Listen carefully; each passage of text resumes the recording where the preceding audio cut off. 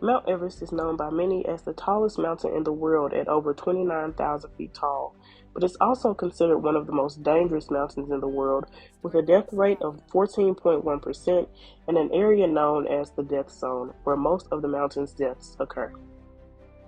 Located between Nepal and Tibet, Mount Everest has been luring in adventurers since the 1950s, with the first recorded people to climb the mountain being Edmund Hillary and his Tibetan guide Tenzing Norgay in 1953. Everest is home to a number of indigenous groups, the most well-known being the Sherpa people.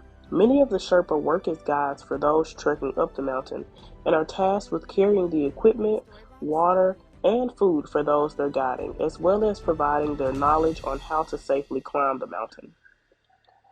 Despite how dangerous and tedious this job is for the Sherpa guides, many use it as a way to provide for their families since being an Everest mountain guide is one of the most well-paying jobs in the area, with a yearly income of about 1,000 US dollars. Many people also don't know just how expensive it is to climb Mount Everest. On average, it costs about $45,000 to reach the world's highest peak due to the need for transportation to the base of the mountain, food and water, a tent, Sherpa support, and supplemental oxygen.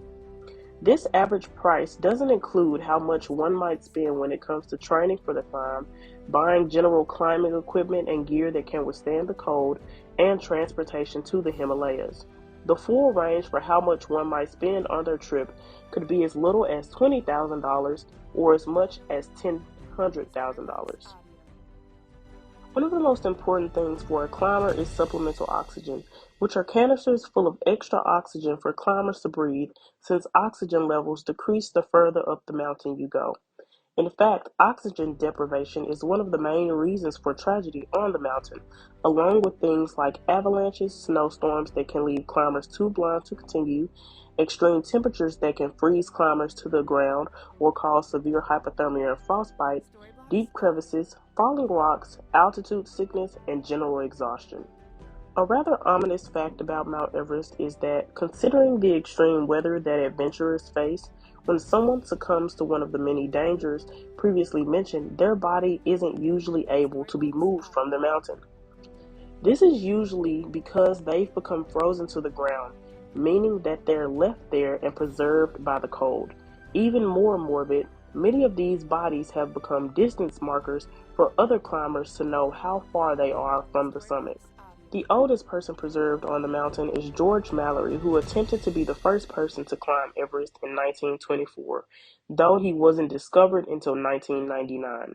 The most famous distance marker is Green Boots, whose identity is unverified, but their body means that you're close to what is known as the death zone. This area is the most dangerous on the mountain, with only 40% of the oxygen that is available at base camp being available here. Many climbers describe how it feels to walk through the death zone as running on a treadmill while breathing through a straw. While making it through this area, climbers are more susceptible to snow blindness, frostbite, and severe altitude sickness, which can then lead to confusion, hallucinations, nausea and vomiting, fluid in the lungs, and even swelling of the brain. In order to prepare for the severity of the death zone, climbers will spend anywhere from 6 to 10 weeks climbing the mountain, having to rest every 2,000 feet.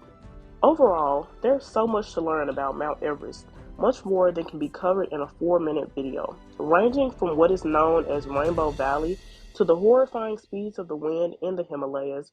The world's highest mountain has a lot of interesting secrets waiting to be discovered.